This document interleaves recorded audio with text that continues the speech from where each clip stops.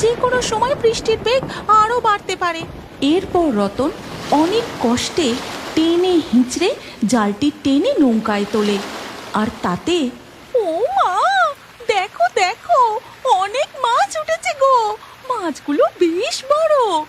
এই কথা বলে মিনতি মাছগুলো নিয়ে হাঁড়িতে ভরতে থাকে।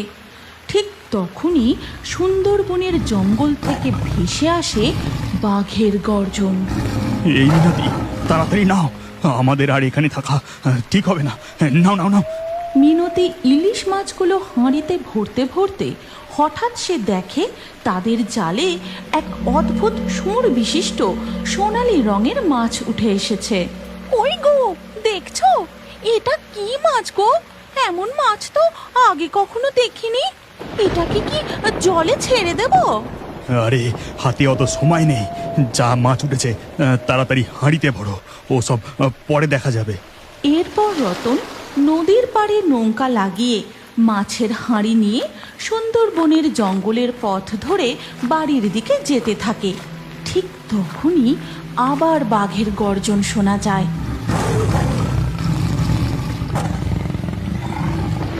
বাঘটা মনে হয়